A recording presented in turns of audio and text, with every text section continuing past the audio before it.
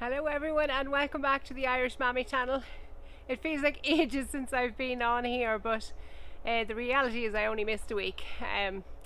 We've had fantastic couple of weeks weather-wise here, so most of my garden time has been taken up with watering.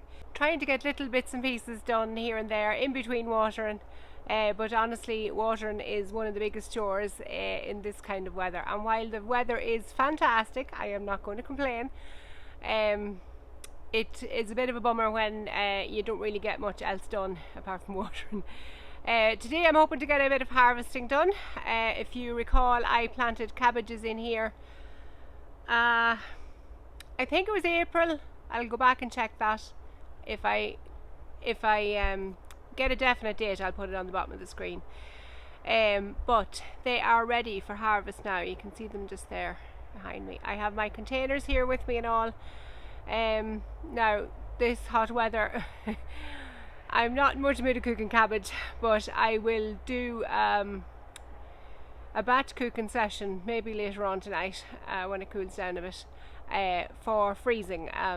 Cabbage is not something I'm eating a whole pile of in the summertime, unless of course some of it makes lovely coleslaw, but I don't think this particular type of cabbage will. So the plan is to boil it down, portion it up and freeze it, and then I'll have a handy vegetable sometime in the winter where all I'll need to do is stick it in a pot with a good knob of butter and let it defrost slowly in the pot.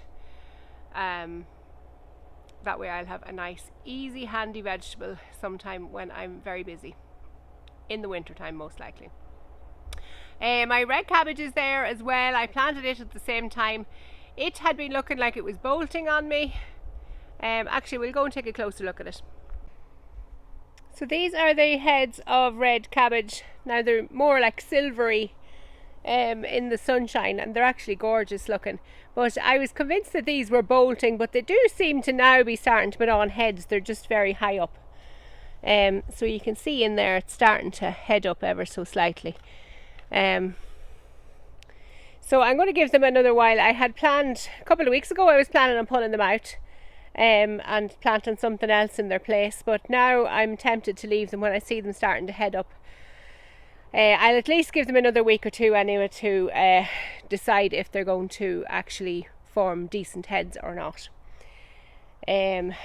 My potatoes here are also doing really well, so they were really slow to take off, if you remember. And some of them have been taken off better than others. I'm actually going to check them today to see if there's any harvestable potatoes in the ground around them, but they have flowered, so I should be able to start taking a handful or two of potatoes from them. We'll see when I start rooting around in the dirt. That's the one thing about potatoes, you never actually know whether you have a harvest until you start rooting around in the dirt. It feels like a bit of a treasure hunt, so I'll have a sneak peek at just around one of the plants today and see how they're going. And these are the cabbages that I'm harvesting today. I think there's 12 of these as well, 10 or 12. Some of them are bigger than others, but I'm going to take them all out of it now because I'm just afraid they've been here that long now. I'm afraid that they'll actually start to go to seed. So they're all looking pretty healthy. Actually, this one could be just about to go to seed, so it's definitely time to get that one out. One over here not so healthy looking. Well, it's probably just starting to... No, it never really grew well from the beginning, that one. So we'll see. I can't remember whether I planted 10 or 12, but we'll see what we get out of them. But they're definitely lovely firm hearts in them. A little bit of pest damage on some of them, but I can't really figure out what it is. I haven't seen any caterpillars. It's more than likely slugs, who of course will be out in force at night when it's that bit cooler. Nothing will keep the slugs away altogether, but they'll at least stay away during the day when it's so hot. I had to actually open the far side, no, behind me. We keep one door open here on one side of the polytunnel at all times, but if you're working in here at all, you definitely need the two doors open to try and create some breeze. And even now, with the two doors open, not a breeze kind in the place, so beads of sweat are starting to break out and haven't even done anything yet. So I'm going to get to harvesting these. I'm also going to be harvesting garlic and onions. Oh, I have to show you my onions here. So this is our harvest of overwintered onions that we grew here in the polytunnel. If you recall, almost in the dark here one night in the winter, I was planting onion sets in that bed there. So they have been harvested now. I want to say they're harvested about 2 weeks, or almost 2 weeks. So overwintered onions don't actually store as well as the onions that you grow during the summer, but I still like to have them cured so that they'll last as long as possible. Now, I have that much of a shortage of onions at the minute. It's not likely that they'll last very long because I'm actually only getting 1/3 of these to bring with me, since we're 3 people sharing the polytunnel. And this bed is the only bed that's shared because it's just extra. So anything we grow in this bed we share out among the 3 of us, the onions being one of them. So I'm bringing 1/3 of this harvest home. Probably not likely to last me even till the end of summer, being honest. However, I do have my own overwintered onions to harvest at home, along with my garlic. One batch of my overwintered onions are ready for harvest and the other isn't, and I'll show you the difference in them when I get home. Honestly, it'll be probably nearly dark before I'm doing it, when it's actually cooled down somewhat. So the cabbage will be harvested now, but the rest of my harvest realistically won't happen till later on this evening when it cools down slightly.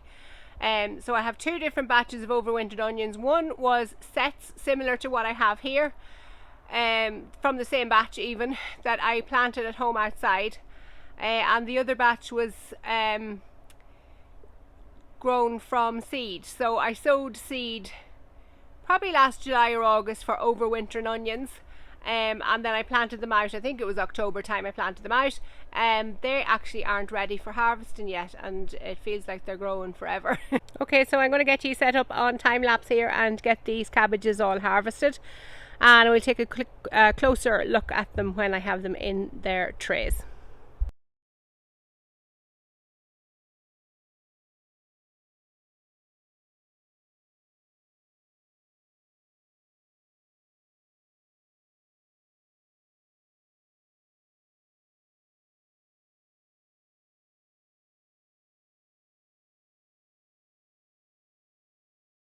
Okay, so I got a nice little handful of potatoes, enough for dinner if nothing else, and my cabbages, 10 cabbages in all.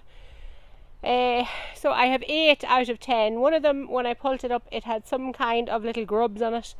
It was the one that hadn't thrived since it was planted. So I actually just threw that in the compost heap rather than bringing them home to get on the rest of my cabbages.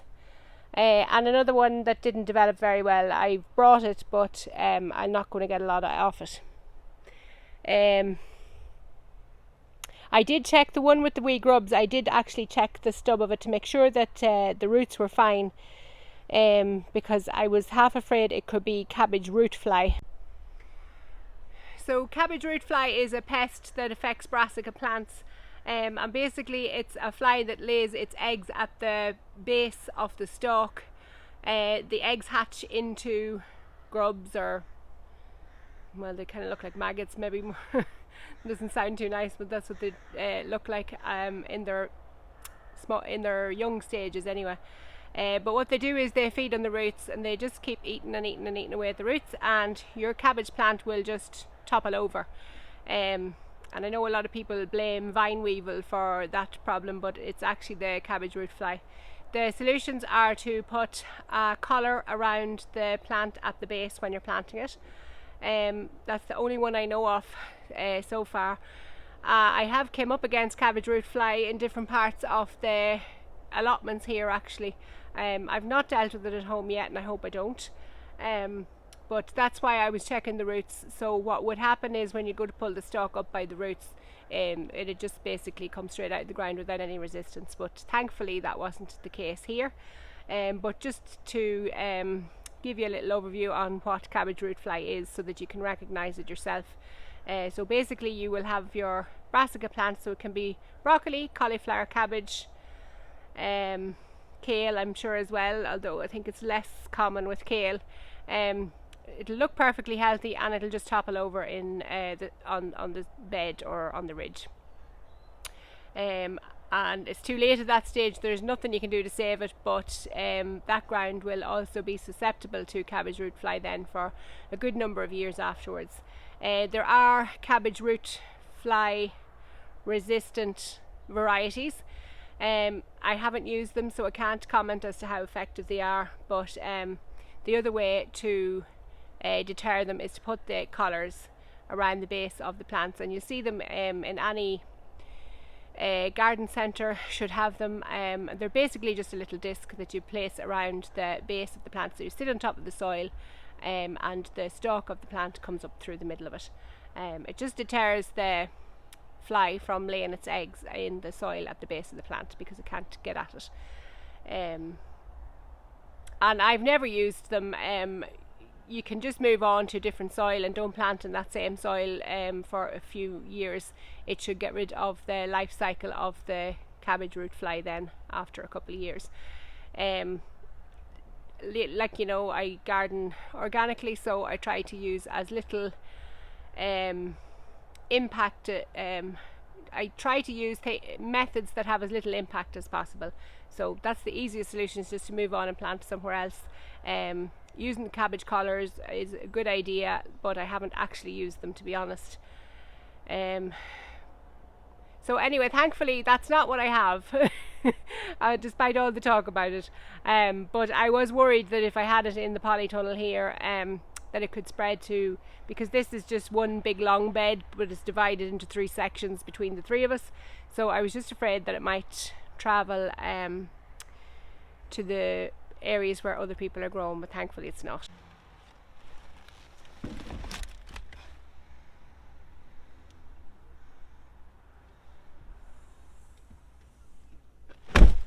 Okay, so I finally got back to the garden. The heat's died down now a good bit and it's nice and overcast. Thankfully it's a bit easier to work, but I'm left with an hour now till darkness. So I'll start this job and I'll probably come back to you in the morning. This is my lovely crop of garlic here. You can see it is starting to get quite rusty around the bottom. I did do a test the other day to see what my garlic was like, and this is it here. So I cleaned it off nicely. It's great to clean off the garlic as soon as you pick it, because it's much more pliable and soft to peel off the outer dirty layers. So this is the garlic that we planted back in October, as far as I can remember. So quite a bit of garlic to be picked here.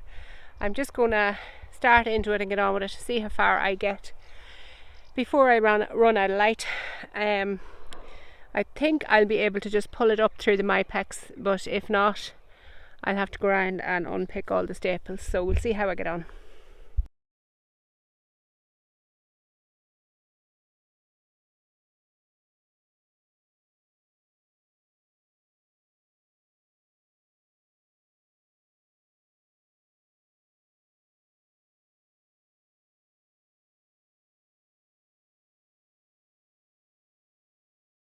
So I have a lovely haul of garlic here. I'm thinking I must have between 80 and 100 heads of garlic. Now they're not all big heads. Some of them came out puny enough. And you can see they were starting to split, some of them. I have a few more of them that were split as well. And there's nothing wrong with them splitting, except that they won't store as long as the ones that aren't split. Dampness could have got in around them, so they just won't store as long. There's that's another one that had split open as well, but there's some of them are even worse. They're not even too bad. Try and find one now, but of course I'll not find one when I want it. Anyway, so I had 2 different varieties. I know this variety is called Germador because I found the label in the bed. But I can't seem to find, I know I did label both varieties, but I can't seem to find the label for the other one. I'll have to go back on my planting video and see what the name of the other variety was. But this is the second variety. Now it was down on the bottom of the bed, and I don't know if you can notice, but there's quite a slope on this field, so naturally the water is all gathering down this end more so than the top end. So they were rooted in more, I suppose probably because the ground is wetter, they were just a little bit harder to pull out. They don't normally recommend pulling out garlic like that, but because I had the Mypex on it, it was just the handiest way for me to do it. I still think it'll be fine for storage. The theory being that if you damage the neck on it, it won't store it as well. But I pulled them straight up. I don't feel I've done any damage to the neck, so I think they'll be grand. I don't notice much difference in these, like they're the same colour and everything else, so I'm not even sure. I'm almost sure they're a different variety, and I don't know whether the larger root system is to do with this, just the soil being wetter, or the variety itself. Either way, I have a nice amount of garlic to keep me going over the winter, and I'll probably be freezing garlic again this year. I just want to show you how easy it is now to clean them up when they're freshly harvested, as opposed to allowing them to dry off. When you let them dry out, the skin on the outside obviously becomes much thinner as it dries up and really papery, and you might think that makes it easier to get off, but it actually doesn't for some reason. I'm going to bring you up close now and show you me just cleaning one up briefly, just to give you an idea of how easy it is. So I'm going to use this one that's splitting as an example. And basically, so there's dried up leaves here down towards the bottom, and these are all fairly rusty. You can see the rust there starting to come quite badly on that leaf there. So I will take the bottommost leaf and just strip it down, and if that tears off, just pull the next one.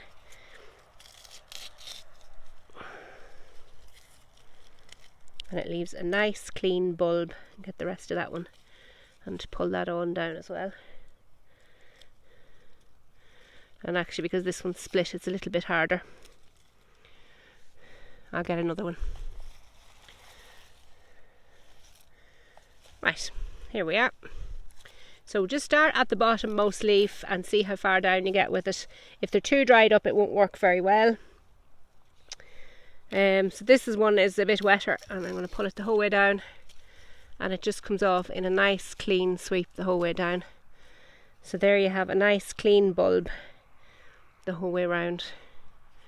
Now I'd probably leave the roots on for another wee while, and the top, even though they're quite rusted. So I let them dry like that now when they're clean, and in about 2 weeks time I'll come along and I'll cut them quite long, probably about that length, and let them dry then even further. Just, it's easier storing them when they're not as bulky. Like, I mean, this could be 2.5 to 3 feet wide, or long I should say, so it's handier storing them when they're cut shorter. But I just don't want to cut them short straight away, because they will continue to take in energy from the root and the stalk as they dry off.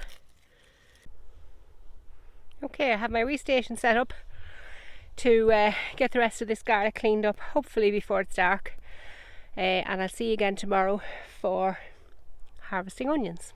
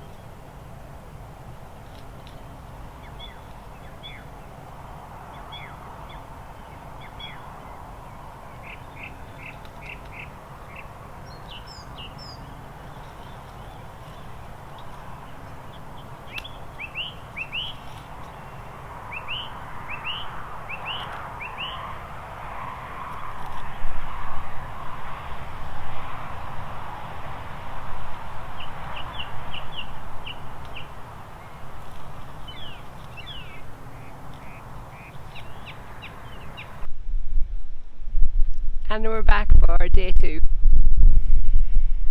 So I had a late night last night getting all the garlic sorted. You can still see my mess there in under the chair, kind of, from peeling off the garlic, just cleaning it off.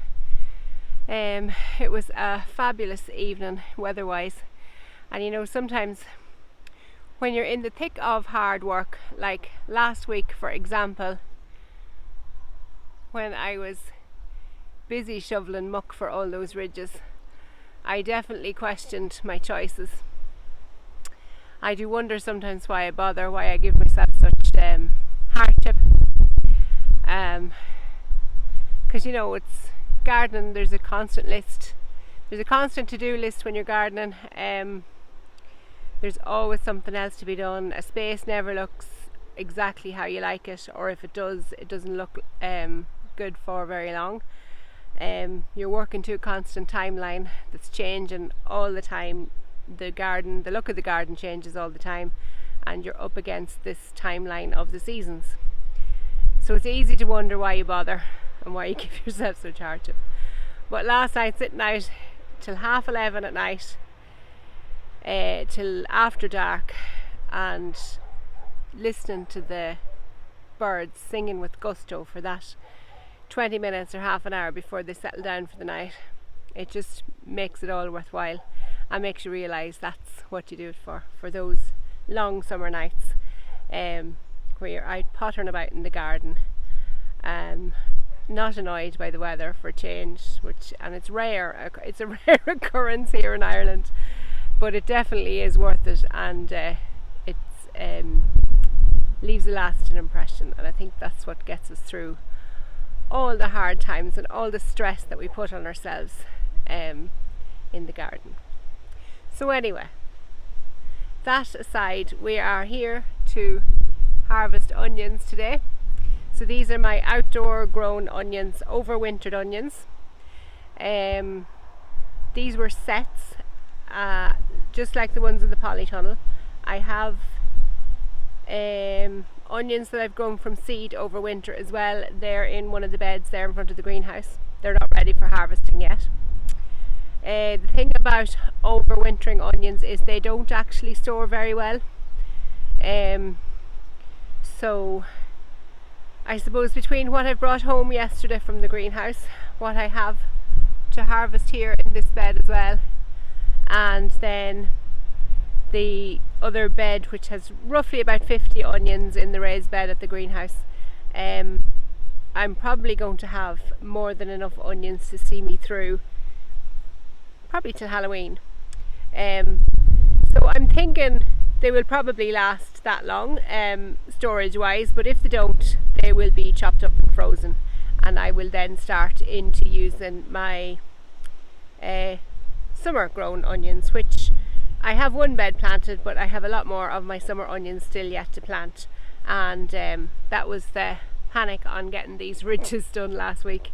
Like I said, constantly on a timeline. I have loads of onions still to get planted in there, and well, lots of crops full stop, but the onions are just getting to the crucial point now at this stage. Anyway, so my onions have started to fall over. I'll bring you up closer and show you. So this is how you know when onions are ready to harvest. They start to topple over, so their necks soften, and the stalks then fall over, which leaves it, which lets you know that they're ready for harvesting. Now you can see one peeping out over there. I did check them out the day before yesterday, just to make sure that they were a decent size. I'm not sure how I'm going to get these out, though I did manage to get that one out through the wee holes. I may have to take off the mypex of this one, even though the mypex has to come off anyway, but it's just handier to harvest through the mypex and not give myself the extra step first. And what do you know, it's actually starting to rain. So I'm going to try and get on with this. Hopefully it's only a wee skiff.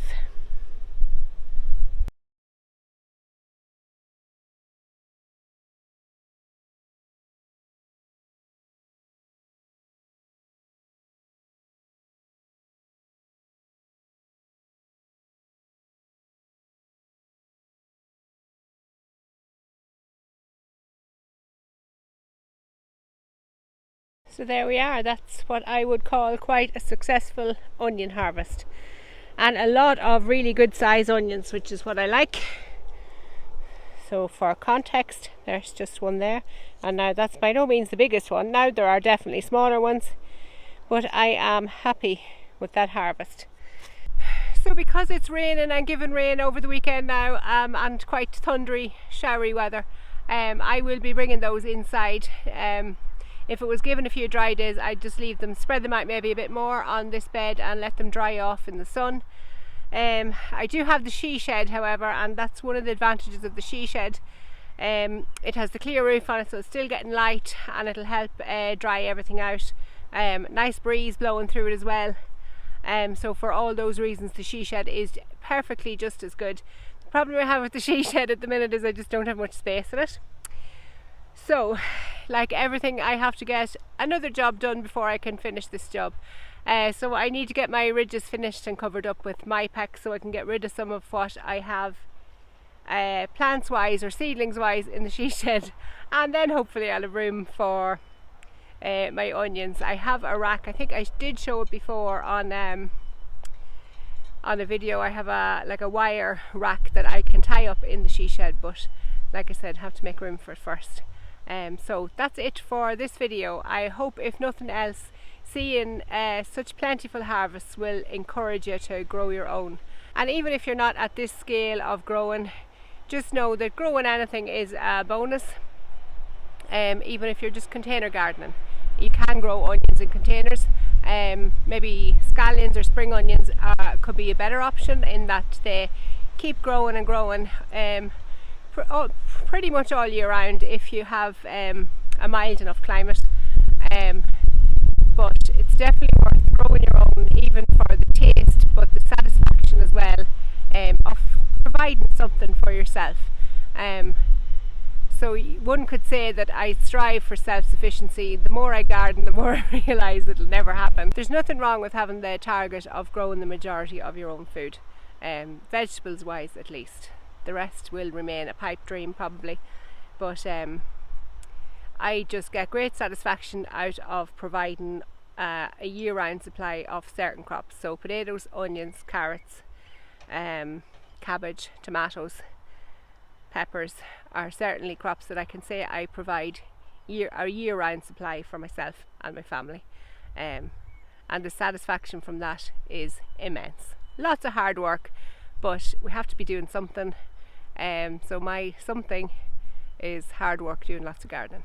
So if you have enjoyed this video, hit the like button below, subscribe if you haven't already. Lots more videos en route. Probably a vegetable garden tour will be the next video I put up, if I can get it presentable enough in time. Still have a bit of work to do in the ornamental side of things, but that hopefully will come soon enough to a tour of the ornamental garden. And yeah, when I get a bit more work done in the polytunnel, there'll be a tour of the polytunnel as well. So lots of videos coming up in the next few weeks. Subscribe and hit the notification bell as well, so that you know as soon as those videos are posted. And again, thanks for watching. We'll see you next week.